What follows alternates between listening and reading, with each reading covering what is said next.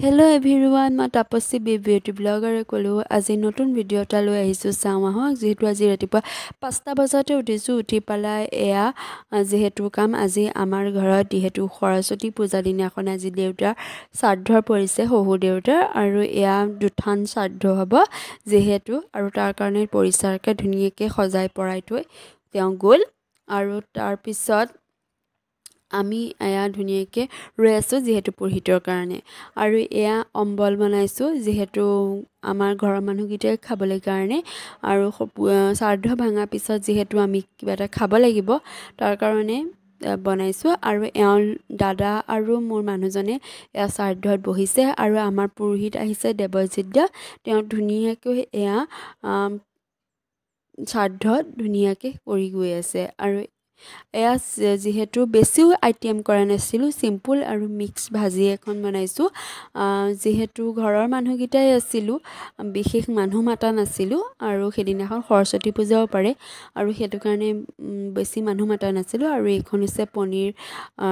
তৰকাৰী এখন আৰু সিমানেই বেছি ইমান নহয় আৰু দেই বহুত বস্তু বনোৱা নাই আৰু এটা বনাইছোঁ এয়া বিলাহী অম্বল আৰু যেহেতু অকণমান টেঙা নিচিনা হ'লে ভাল লাগে আৰু এইটো এটা জ্বলাৰ চাটনি কেঁচা চাটনি এটা বনাইছোঁ আৰু জ্বলা টেঙা তেনেকুৱা হ'লে খাই খুবেই ভাল লাগে দিয়কচোন আৰু এয়া আটাখিনি ধুনীয়াকৈ লাডু কৰি কৰি থৈ গৈছোঁ যিহেতু লুচিখিনি যিহেতু লুচি ভাজি হ'ব আৰু এয়া তাৰ লগত হ'ব যিহেতু কাবুলী বুটৰ আলু দি এয়া তৰকাৰী কেনেকুৱা হৈছে কালাৰটো ধুনীয়া লাগিছেনে বাৰু আৰু সেয়া কাবুলী সিমানেই বেছি বনোৱাও নাছিলোঁ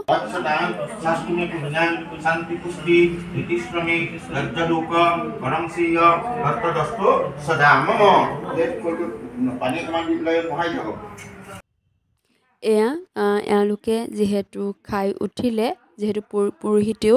খাই পেলাই যিহেতু পূজা কৰিবলৈ যাব তেওঁ গাখীৰে আৰু মিঠাই এটাহে খাই গ'ল লুচি ভাজি নাখালে যিহেতু পূজা কৰিব তাৰপিছত আমি বহিলোঁ খাবলৈ আৰু তাৰপিছত এতিয়া যাম আমি সৰস্বতী পূজা চাবলৈ যিহেতু সৰস্বতী পূজাৰ দিনাখন আমি যিহেতু স্কুলৰ দিনৰ পৰাই সদায় যাওঁ স্কুলত চাবলৈ বা সেৱা মাৰ ওচৰত সেৱা এটা কৰিবলৈ আৰু আমি গোটেইকেইজন আহিলোঁ মাৰ ওচৰত সেৱা সৎকাৰ কৰিলোঁ আৰু তাৰ চাকি বন্তিও দিয়া হ'ল আৰু গোটেইকেইজনে এয়া সৰস্বতী পূজা বুলি অকণ ওলায়ো আহিলোঁ ভালো লাগে দিয়কচোন সৰস্বতী পূজা নহয় ওলাই আহি অকণমান আৰু এয়া যিহেতু শিৱ মন্দিৰত আমি সেৱা সৎকাৰ কৰিলোঁ আৰু দেৱজিৎ দাই তাতে পুৰোহিতৰ কামো কৰি আছে আৰু তাৰপিছত গ'লোঁ মাইনাহঁতৰ স্কুললৈ আৰু স্কুলত গৈ এয়া সেৱা সৎকাৰ কৰিলোঁ কৰাৰ পিছত যিহেতু আমাৰ অকণমান পোৱা দেৰি হৈছিলে তেওঁ পুৰোহিত গ'ল আৰু তাতে অকণমান আমি পায়স খালোঁ পায়স খাই পেলাই আমি এয়া কথা বতৰা পাতি এইটো যিহেতু স্কুলৰ ষ্টুডেণ্টবিলাকৰ মাকহঁতো আহি আছে যিহেতু ষ্টুডেণ্টবিলাকো আহিছে তাৰপিছত আমি গ'লোঁ যিহেতু এওঁলোকে পঢ়া JB কলেজত যিহেতু JB কলেজ আজিলৈকে যোৱা নাছিলোঁ আৰু এওঁ ক'লে ব'লা JB কলেজলৈ যাওঁ অকণমান তাত